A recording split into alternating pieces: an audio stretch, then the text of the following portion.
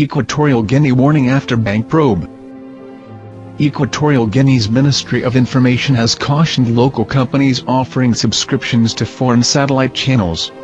It urged them to abstain from broadcasting programs that could jeopardize national security. The move comes after the screening of a program by Spanish television. It covered an investigation by the U.S. Senate into money the Equatorial Guinean government has allegedly placed in the U.S.-based Riggs Bank. Multiple personal accounts. Local observers say that Friday's report by the U.S. Senate has sparked amazement in the streets of the capital Malabo. Offices, bars and shops are full of talk about the millions of dollars uncovered by the U.S. Senate from accounts held at Riggs Bank by Equatorial Guinea's government and ruling family. According to the Senate investigation, from 1995 to 2004, Riggs Bank administered more than 60 accounts for the government of Equatorial Guinea, government officials or their family members. The Senate found, for example, that Riggs opened multiple personal accounts for President Teodoro Obiang, his wife and other relatives. The bank, the Senate found, also helped establish offshore corporations for the head of state and his sons. By 2003, the Equatorial Guinean accounts had aggregate deposits ranging from $400 million to $700 million at a time. Denial. According to the report, between 2000 and 2002, the bank facilitated nearly $13 million in cash deposits into Riggs accounts controlled by the Equatorial Guinean president and his wife.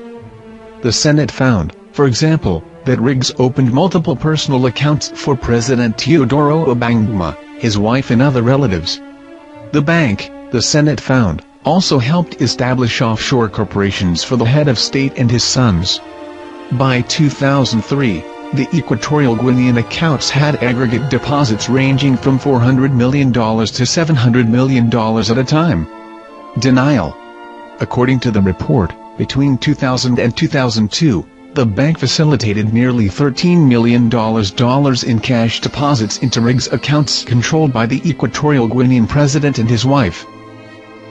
On 2 occasions, the report says, Riggs accepted $3 million in cash for an account opened in the name of President Obiang's offshore company, Otong, SA. Equatorial Guinea's Information Minister Alfonso Nsu Imokui has categorically denied that accounts held at Riggs Bank belong to the presidential family. Mr. Nsu Imokui said that those accounts were, instead, held by the country's treasury.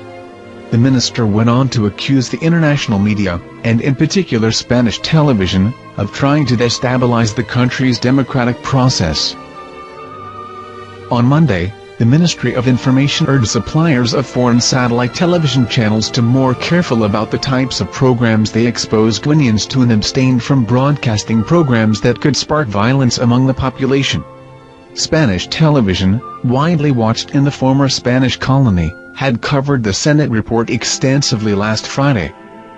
Talking to the BBC from Malabo, Presidential Advisor Miguel Oyono said that the Senate report was an American internal affair that had nothing to do with Equatorial Guinea. Mr. Oyono did not wish to give further comments. The U.S. Senate's investigation was carried out to try and assess whether American financial institutions were implementing anti-money laundering regulations put in place in the U.S. since the attacks in Washington and New York on September 11, 2001.